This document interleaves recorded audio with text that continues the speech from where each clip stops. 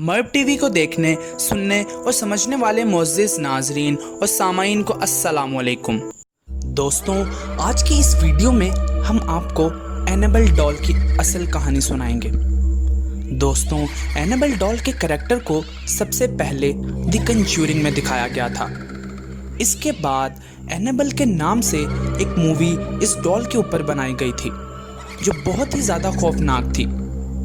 दोस्तों, ये तो सिर्फ मूवीज़ थी। क्या आपने इस एनाबेल डॉल की असल कहानी सुनी है?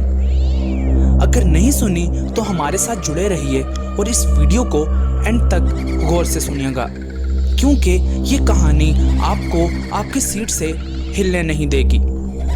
आइए चलते हैं वीडियो की तरफ।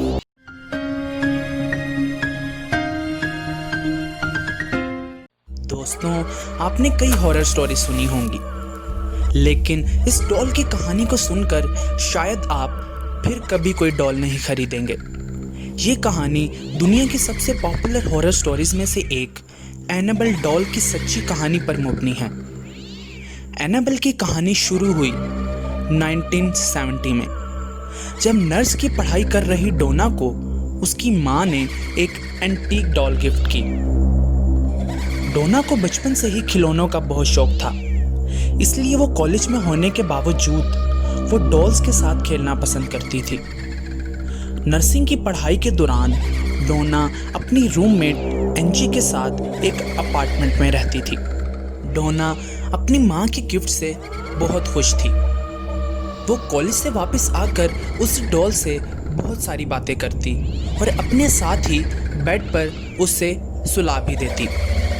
कुछ दिनों बाद एक बार जब वो कॉलेज से वापस आई तो डोना ने देखा कि उसकी डॉल बाहर सोफे पर पड़ी है, लेकिन जहाँ तक उसे याद था वो डॉल को अपने बेडरूम में अपने बेड पर ही छोड़ गई थी।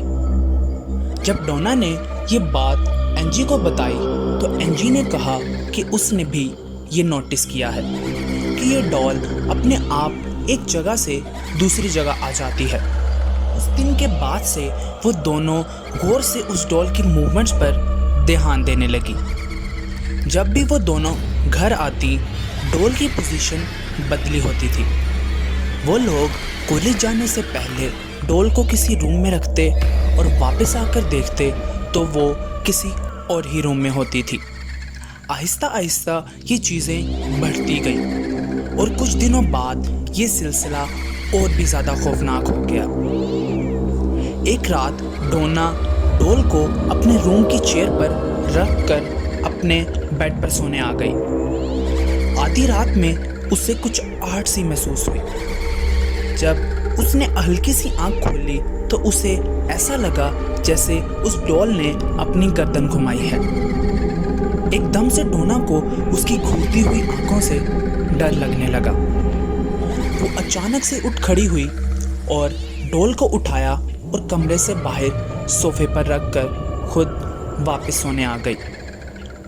कुछ और दिन गुजरे और ये सिलसिला और भी ज़्यादा डरावना हो गया।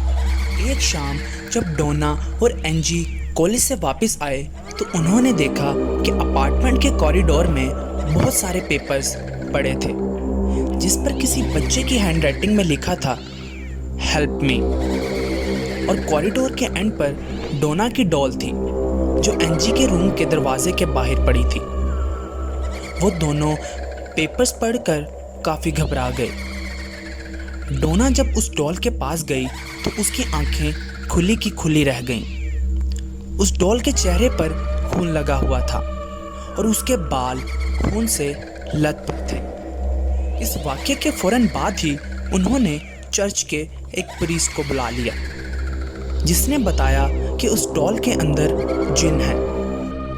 जब उस प्रीस्ट ने उस जिन से बात की तो उस जिन ने बताया कि वो एक 7 साल की बच्ची है, जिसका नाम एनाबेल हिगन्स है और उसकी मौत डोना और एंजी के अपार्टमेंट के नीचे एक रोड एक्सीडेंट में हुई थी। एनाबेल ने यह भी बताया कि वो डोना और एंजी के साथ सेफ फील करती हैं और वो उनके पास ही रहना चाहती है।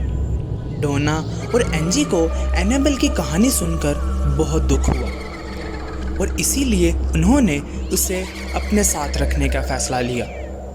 डोना को लगा कि 7 साल की छोटी बच्ची किसी को क्या चोट पहुंचाएगी, पर डोना को ये नहीं पता था कि उसकी बात जल्द ही गलत साबित होने वाली है। एंजी का एक बॉयफ्रेंड था, लू, जो कभी कभी उनके अपार्टमेंट में रहने आता था। जब एंजी ने उसे एनाबेल के बारे में बताया तो लू बहुत घबरा गया। उसने कहा कि वो डॉल उसे शुरू से ही बहुत अजीब लगती है।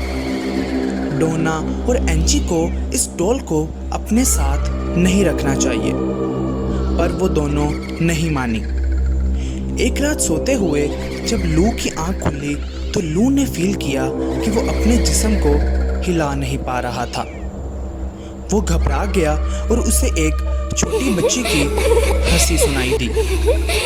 उसने जब नीचे अपने पैरों की तरफ देखा तो उसे एनाबेल डॉल दिखी, जो उसके देखते ही उसकी छाती पर आकर बैठ गई और उसका गला घुटना शुरू हो गया था।